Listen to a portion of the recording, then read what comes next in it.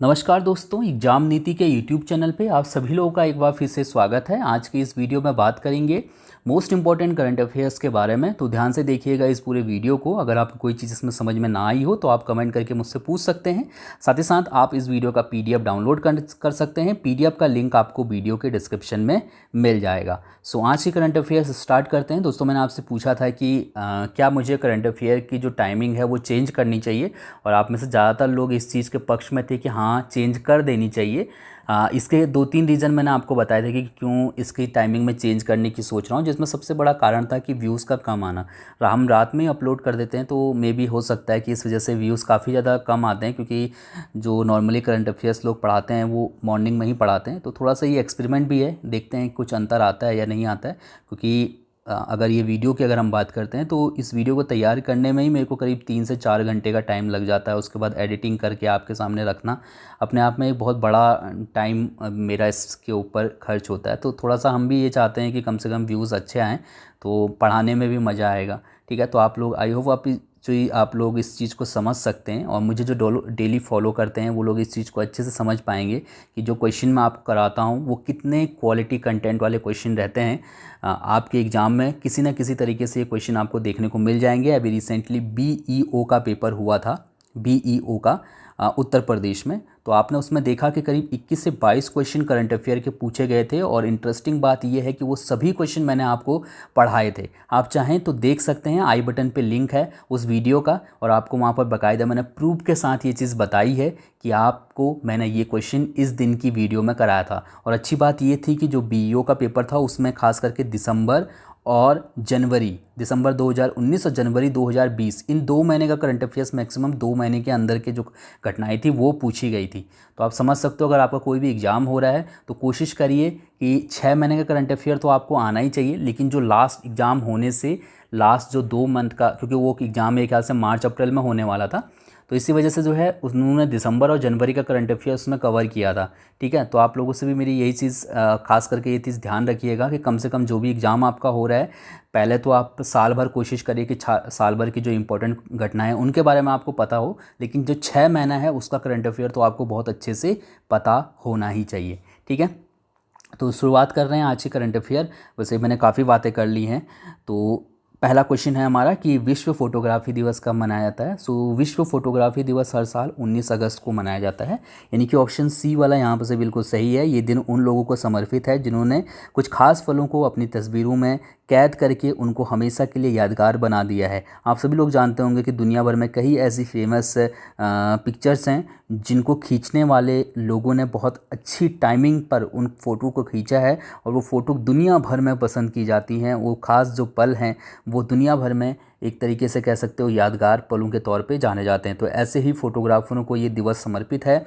इस दिवस की शुरुआत 19 अगस्त 1839 को हुई थी। इसकी घोषणा फ्रेंच एकेडमी ऑफ साइंसेज ने की थी। इसकी शुरुआत लुक डार्ग्रेर द्वारा विकसित एक फोटोग्राफिक प्रोसेस से हुई थी, जिसको बोला जाता था डायगो एरोटाइप। ठीक है, डायगो एरोटाइप जो है एक तरीके की फोटोग्राफिक प्रोसेस होती थी। जो पहले जो फ़ोटो डेवलप की जाती थी, फ़ोटो बनाई जाती थी, वो इसी प्रोसेस के तहत बनाई जाती थी। ठीक है, तो ध्यान रखिएगा। तो इसी दिन जो ये मतलब ये पूरा ये जो प्रोसेस है जिसका नाम यहाँ पर लिखा है मैंने डायगो एरोटाइप, जो ये जो प्रोसेस है ये मतलब जो है इसकी घोषणा की गई थी 19 अगस्त 1839 को। ठीक है, इसके बाद क्वेश्चन नंबर सेकंड है कि अगस्त 2020 में निम्नलिखित में से किसके द्वारा जन बचत खाता लॉन्च किया गया है।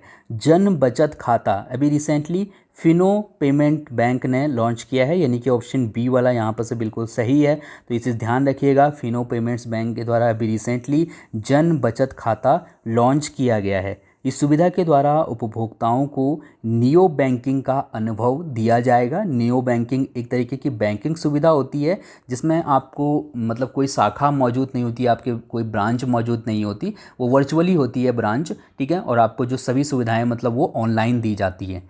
ठीक है, जितनी भी सुविधाएं होती हैं टोटल ऑनलाइन होती हैं। जैसे कि अब नॉर्मल अगर बैंक देखा जाए तो उसके कहीं भी ना कहीं ब्रांच होती है आपकी बैंक की। ठीक है, तो आप वहाँ पर जाके चीज़ों को मतलब जो है ऑनलाइन नहीं बल्कि आप खुद जाके वहाँ पर चीज़ों को निपटाते हो। लेकिन जो ये नियो बैंकिंग है इसमें जो है सारा काम जो है ये ऑनलाइन होता है। ठीक है, तो ध्यान रखिएगा। इससे पहले एयरटेल पेमेंट्स बैंक ने भी भरोसा बचत खाता लॉन्च किया था। ठीक है, तो दोनों में से अगर कुछ भी पूछा जाए तो आपको ध्यान होना चाहिए, भरोसा बचत खाता जो है वो ये एयरटेल पेमेंट्स बैंक का है, और जन बचत खाता जो है ये फिनो पेमेंट्स बैंक का है। फिनो पेमेंट्स बैंक की अगर बात करते हैं तो इसकी स्थापना 13 जुलाई 2006 को हुई थी। इसका मुख्यालय मुंबई महाराष्ट्र में स्थित है। चेयरमैन हैं इसके महेंद्र कुमार चौहान, और एमडी और सीईओ हैं ऋषि गुप्ता। क्वेश्चन नंबर 3 है कि अगस्त 2020 में किस देश के राष्ट्रपति इब्राहिम बाबकर कीता ने अपने पद से इस्तीफा दे दिया है। इब्राहिम बाबकर कीता ये कौन से देश के राष्ट्रपति थे जिन्होंने अभी रिसेंटली इस्तीफा दिया है? तो इसका जो सही आंसर है वो है ऑप्शन डी वाला, यानी कि माली के राष्ट्रपति थे ये, और अभी रिसेंटली इन्होंने अपने पद से इस्तीफा दे दिया है। आप यहाँ पर से देख पा रहे होंगे इब्राहिम बाबकर कीता इनका नाम था, मैंने इंग्लिश में भी लिखा है तो आप यहाँ से देख सकते हैं। माली के राष्ट्रपति थे ये, ठीक है। इनको अपनी मर्ज़ी से इन्होंने इस्तीफा नहीं दिया है। यहाँ पर मैं ये इस लाइन पढ़ लेता हूँ, उसके बाद आगे की बात करते हैं। 2018 में यहाँ पर चुनाव हुए थे, और उस चुनाव में ये एक बार फिर से जो है मतलब वहाँ पर दूसरी बार ये राष्ट्रपति बने थे। लेकिन माली में लगातार भ्रष्टाचार, सांप्रदायिक हिंसा और गिरती हुई अर्थव्यवस्था के कारण जनता में बहुत ज़्यादा रोष था। इनके खिलाफ़ काफ़ी टाइम से यहाँ पर विरोध प्रदर्शन हो रहे थे, और इसी वजह से सेना के कुछ लोगों ने जनता के साथ मिलकर यहाँ पर सरकार का तख्ता पलट कर दिया है। यानी कि मजबूरी में जो है यहाँ के जो राष्ट्रपति और प्रधानमंत्री थे उनको अपने पदों से इस्तीफा देना पड़ा है। यहाँ पर अगर हम दूसरे एंगल से देखें तो एग्जाम में क्वेश्चन कुछ इस तरीके से बन के भी आ सकता है कि निम्नलिखित में से किस देश में सेना के द्वारा मतलब जो है किस देश की सरकार का तख्ता पलट किया गया है। तो यहाँ पर आपको माली का नाम ज़रूर पता होना चाहिए। इवन यहाँ पर तो गवर्नमेंट के जो ये मतलब आपके जो प्रधानमंत्री और राष्ट्रपति थे यहाँ पर इन लोगों को हिरासत में ले लिया गया था। तो अभी भी शायद हिरासत में ही है जब तक मैं ये पूरी वीडियो बना रहा हूँ, तो उस वक्त तक ये हिरासत में ही है। और इनकी जो है मतलब दुनिया भर में कई देश जो है समर्थन भी कर रहे हैं, और कोई देश आलोचना भी कर रहे हैं कि इनको जल्द से जल्द रिहा किया जाए, क्योंकि ये चीज़ बिल्कुल भी सही नहीं है। माली गणराज्य की अगर हम बात करते हैं तो माली गणराज्य की राजधानी है बमाको, और मुद्रा है यहाँ की CFA फ्रैंक। इससे पहले कि मैं आपको अगले क्वेश्चन में ले चलूँ, यहाँ पर माली देख लेते हैं। ये अपना इंडिया है। अगर आप यहाँ पर देखेंगे अफ्रीकी महाद्वीप में तो ये माली है, ठीक है, जो कि अल्जीरिया और नाइजर से लगा हुआ है। तो इस चीज़ यहाँ से ध्यान रखिएगा, यहीं की जो गवर्नमेंट है उसका तख्ता पलट हो चुका है अभी, ठीक है। क्वेश्चन नंबर 4 है कि अगस्त 2020 में रसेल क्रसर का निधन हो गया, वे प्रसिद्ध थे।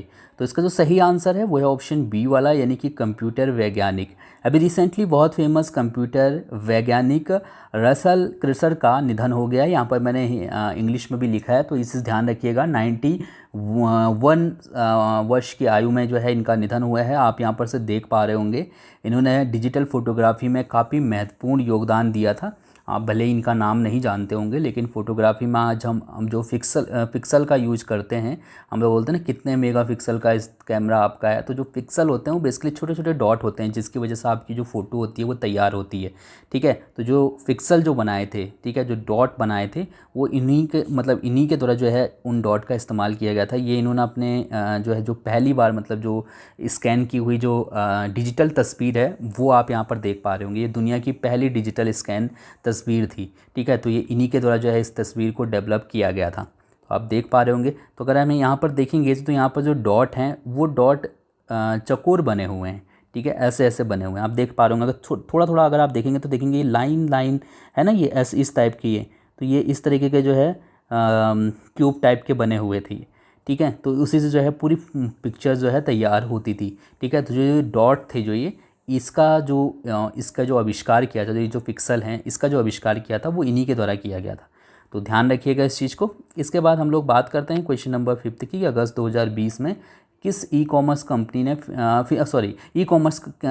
कंपनी फ्लिपकार्ट ने AI पर शोध करने के लिए किस संस्थान के साथ समझौता किया है?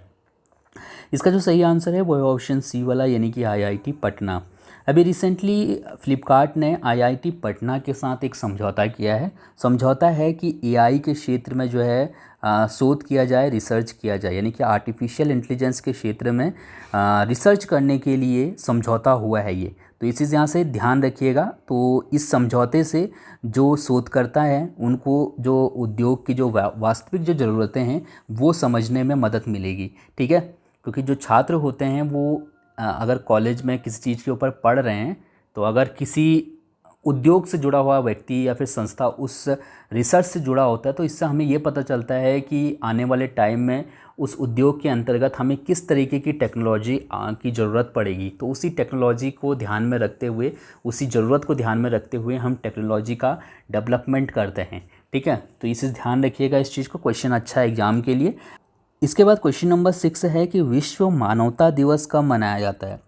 विश्व मानवता दिवस हर साल 19 अगस्त को मनाया जाता है, यानी कि ऑप्शन बी वाला यहाँ पर से बिल्कुल सही है। ये दिवस मानवता के लिए कार्य करने वाले लोगों को समर्पित है। तो बेसिकली ऐसे लोग जो कि मानव कल्याण के लिए किसी तरह का कोई काम करते हैं, ऐसे लोगों को ये दिवस समर्पित किया गया है। तो ध्यान रखिएगा कि विश्व मानवता दिवस हर साल 19 अगस्त को मनाया जाता है। इसके बाद क्वेश्चन नंबर 7 है कि अगस्त 2020 में निम्नलिखित में से किसे ओकली का ब्रांड एम्बेसडर नियुक्त किया गया है। ओकली का ब्रांड एम्बेसडर किसे बनाया गया है, ये हमको यहाँ से बताना है। अभी रिसेंटली ओकली का ब्रांड एम्बेसडर रोहित शर्मा को बनाया गया है, यानी कि ऑप्शन सी वाला यहाँ पर से बिल्कुल सही है। क्रिकेटर रोहित शर्मा जो है वो ओकली के नए ब्रांड एम्बेसडर होंगे। इससे पहले विराट कोहली, युवराज सिंह और मिलिंद सुमन ओकली के ब्रांड एम्बेसडर रह चुके हैं। तो उस ओकली जो है बेसिकली बहुत से प्रोडक्ट बनाती है, तो उसमें से जो रोहित शर्मा हैं ये ओकली के जो चश्मे हैं, धूप के चश्मे बनाते हैं ये, और इसके अलावा भी और कई टाइप के चश्मे बनाते हैं, स्पोर्ट्स ग्लासेस। तो उन ग्लासेस का जो है ये यहाँ पर मतलब प्रचार करते हुए आपको दिख जाएंगे, ठीक है। तो इस हिसाब यहाँ से ध्यान रखिएगा। मुझसे कोई पूछ रहा था कि जो ब्रांड एम्बेसडर होते हैं उनका काम क्या होता है, तो उनका काम ही ये होता है, वो बस प्रचार करते हैं, समझ रहे हो ना। किसी भी चीज़ का मतलब ओकली का ब्रांड एम्बेसडर रोहित शर्मा को बनाया गया, तो ओकली का जो ऐड वगैरह आप देखेंगे उसमें रोहित शर्मा उनका जो है प्रचार करते हुए आपको दिख जाएंगे, या फिर जो टी शर्ट वो इस्तेमाल करते हैं। खैर ये तो चश्मे का मतलब यहाँ पर बात हो रही है, लेकिन जैसे वो चश्मा पहनेंगे, आप कोई मैच देखेंगे तो उसमें चश्मा जो पहनेंगे तो वो जो है ओकली का ब्रांड का वो चश्मा रहेगा, ठीक है। तो कई लोग होते हैं ना जो बड़े फ़ैन होते हैं, वो सर्च करने की कोशिश करते हैं कि अरे मेरा जो फेवरेट क्रिकेटर है उसने कौन से ब्रांड का पहना है, तो वो सर्च करते हैं, उस बाद उन्हें पता चलता है कि अरे इस कंपनी का है, तो वो लोग भी ख़रीदते हैं। तो इससे कंपनी का मुनाफा भी बढ़ता है, समझ रहे हो ना। चलिए क्वेश्चन नंबर 8वां है कि अगस्त 2020 में मंडवाडीह रेलवे स्टेशन का नाम बदलकर क्या करने का फैसला किया गया है। मंडवाडीह रेलवे स्टेशन का नाम बदलकर बनारस रेलवे स्टेशन करने का फैसला किया गया है। ऑप्शन ए वाला यहाँ पर से बिल्कुल सही है। याद रखिएगा, क्वेश्चन अच्छा है, एग्जाम के लिए पूछा जा सकता है। माना जाता है कि मंडवाडीह स्टेशन का जो नाम है वो मांडवी ऋषि के नाम पर रखा गया है, और यहाँ पर लगातार लोगों की ये मांग थी कि इस जो रेलवे स्टेशन का नाम बनारस कर दिया जाए, तो अब इसका जो नाम होगा वो बनारस रेलवे स्टेशन होगा। इससे पहले 2017 में मुगलसराय जंक्शन का नाम बदलकर दीनदयाल उपाध्याय कर दिया गया था, ठीक है, ये तो आपको पता ही होगा।